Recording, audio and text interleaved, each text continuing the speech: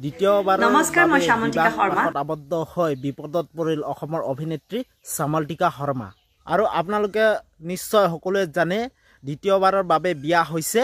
অসমৰ অভিনেত্ৰী সামন্তিকা শৰ্মাই তেওঁ এই বিবাহ পূৰ্বে তেওঁ কলকাতাৰ এজন যুৱকৰ সৈতে তেওঁ বিবাহ পাশত আবদ্ধ হৈছিল পিছে প্ৰথমা স্বামী এই দিবছৰ পিছতে পুনৰ আকৌ বিবাহ পাশত আবদ্ধ হল অসমৰ অভিনেত্ৰী সামন্তিকা শৰ্মাই তেওঁ বিবাহ পাশত হৈছে তেওঁৰ যুৱকজনৰ নাম হৈছে মুনিন বৰুৱাৰ পুত্ৰ মানস বৰুৱা হৈতে পিছে মা হালধিৰ ভুন নাযাওঁতে কিয় বিপদত পৰিব লগা হল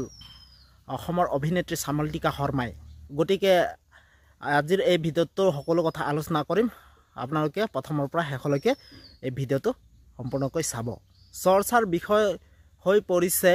অসমৰ অভিনেত্ৰী সামন্তিকা শৰ্মাৰ এই বিবাহখনক লৈ এই সামন্তিকা শৰ্মাৰ এই বিয়াখনক লৈ কোনো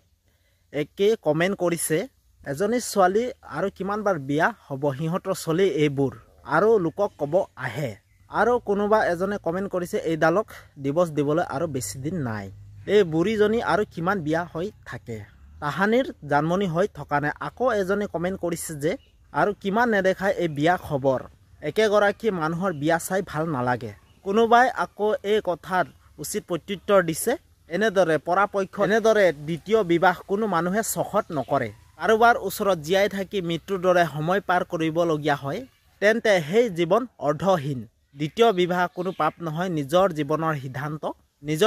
সিদ্ধান্ত লোৱাৰ কেৱল সিদ্ধান্তহে থাকে কোনোবাই আকৌ কমেন্ট কৰিছে সামন্তিকাই নিজৰ জীৱন সম্পূৰ্ণ তোলাৰ সম্পূৰ্ণ অধিকাৰ আছে এয়া তেওঁৰ ব্যক্তিগত অধিকাৰ ইয়াত আকৌ আনৰ মাত মতাৰ কোনো অধিকাৰ নাই আৰু এনেদৰে আপোনালোকে দেখিবলৈ পাইছে কিছু লোকে আৰু কিছু লোকে আৰু তেওঁৰ দ্বিতীয় বিবাহক লৈ কিছুমানে বিৰোধিতাও কৰিছে আৰু এনেদৰে বিপদত সোমাই পৰিছে অসমৰ অভিনেত্ৰী সামন্তিকা শৰ্মাই আৰু আপোনালোকে এই দ্বিতীয় বিবাহক লৈ আপোনালোকে কি বুলি ভাবে নিশ্চয় এটি কমেন্ট কৰি জনাব আৰু নতুনকৈ যদি চাই আছে প্লিজ আপোনালোকে লাইক সাবস্ক্ৰাইব আৰু কমেন্ট কৰি জনাব তো ঠিক আছে বাই বাই নতুন এটা ভিডিঅ' লৈ আপোনালোকক লগ পাম তো